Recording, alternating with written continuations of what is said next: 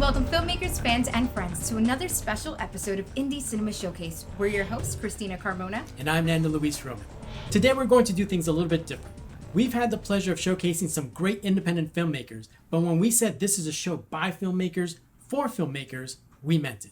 Some of you know us as the producers of the 48-Hour Film Project Orlando, and others know us as actors and hosts of Indie Cinema Showcase. But the fact is that Nando and I are also independent filmmakers, and together, we're known as Bad Kitty Films. Which is why we bring a different dynamic as hosts. We're not just folks talking about films, we also make them. And our passion for our craft has no bounds. This is why we decided to become leaders in the local film scene. We are big advocates of the arts and want to shine a spotlight on our film community for the world to see. So today we're actually going to share with you our very first short film that we made back in 2012. And without further ado, let's hear from our director. And you don't need to throw it to me because I'm already here. So Let's go with it. Okay. Hi, I'm Christina Carmona, writer and director of The Conversation. That feels weird. That's kind of weird. All right. Well, guys, I am the writer and director of The Conversation. This was actually the first film I have ever written and directed. I did this film while still in film school. We both went to the same film school. So the concept came from a news story I had seen on TV, and I would love to go into further detail, but I will not because I don't want to give too much away. So without further ado, here's The Conversation.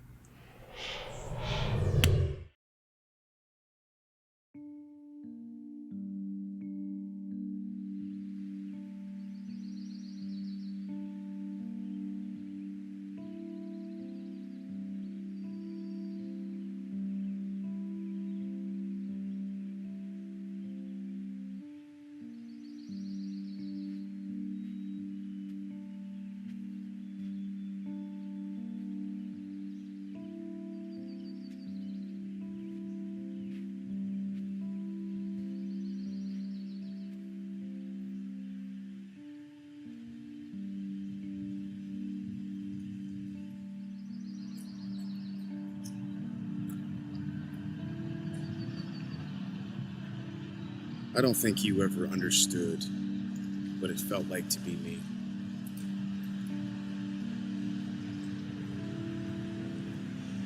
Don't give that look, old man. You put me down. You threw me out. And for what? All I wanted was to be a part of something bigger. You were my first. That was a long time ago. Right. But I believe we can change things. It doesn't need to be this way. For who? For you and your children? No. I do more for them than you ever could. I'm wrong.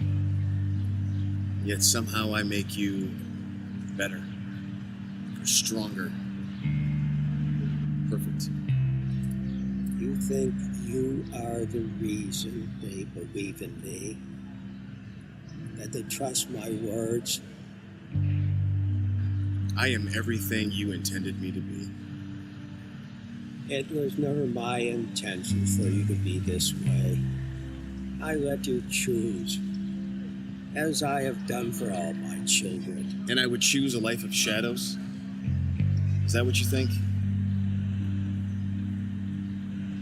Where are your children now? Don't worry about them. They should be of no interest to you. Who would I be without them? As a matter of fact, who would they be without me? Why would they rather listen to me and destroy what you have worked so hard for, rather than being here with you in your dying moments? You have it all wrong. I have never had it wrong. You kept me around to make you more relevant. You used me as an example of what not to be. And you know what? And despite of all these attempts, they love me. They don't love you. You know this. We don't have much time. This anger, this hatred, you're using them as pawns in a game you can never win. You are dying, old man. Your time is almost up. Of course, I think you're already aware of this. Doesn't it say so here in your little book?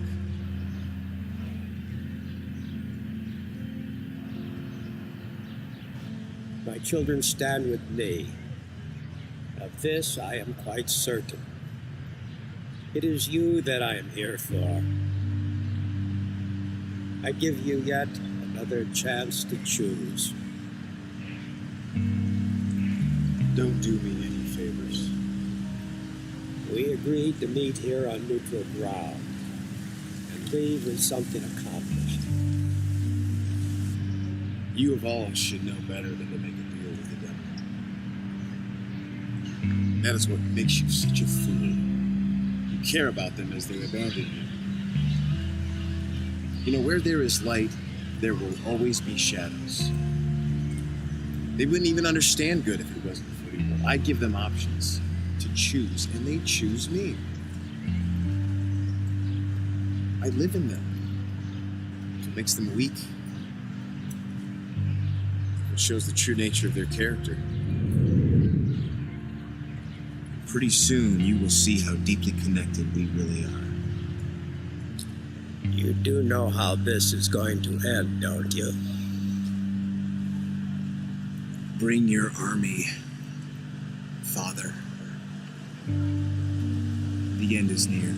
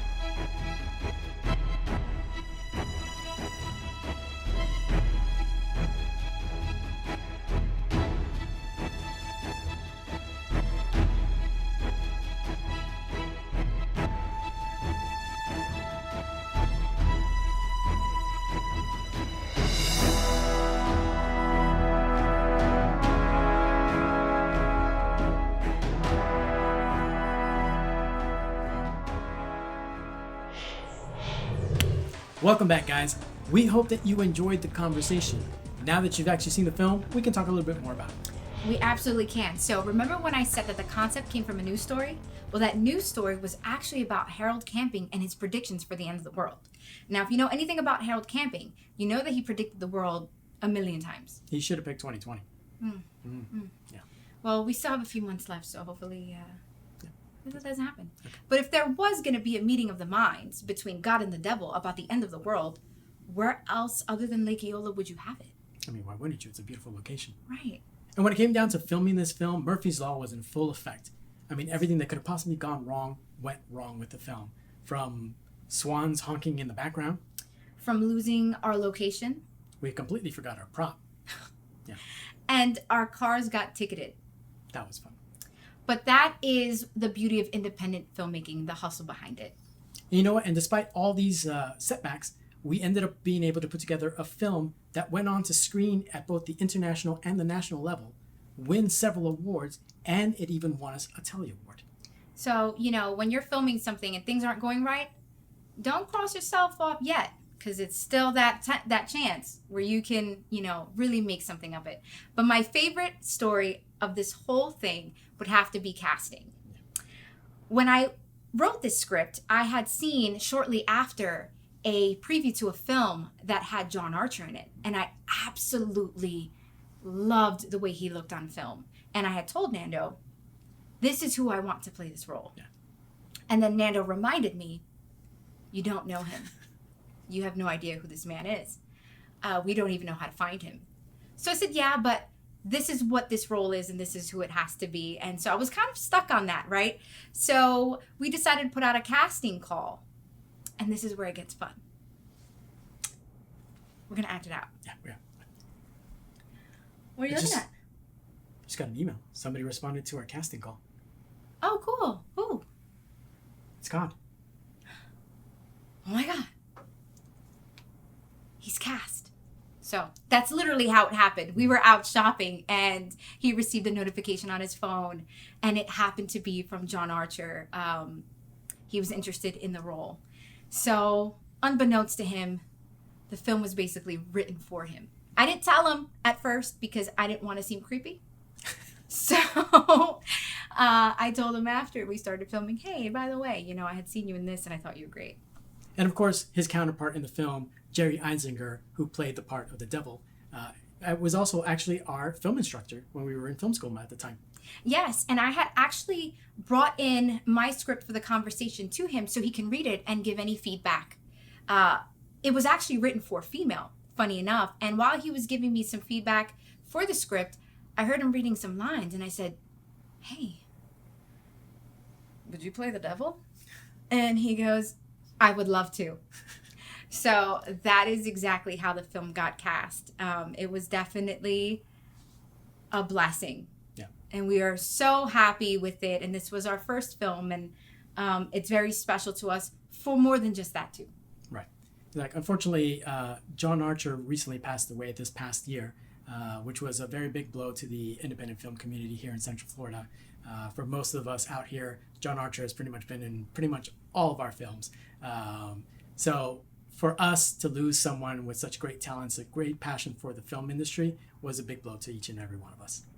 I have never met someone with so much spunk and a passion as John, and his spirit lives on in all of our projects. So we thought that it would only be right and fitting to dedicate this episode to John. Absolutely. And I'm pretty sure that all of Florida would actually agree with us in dedicating this episode to him.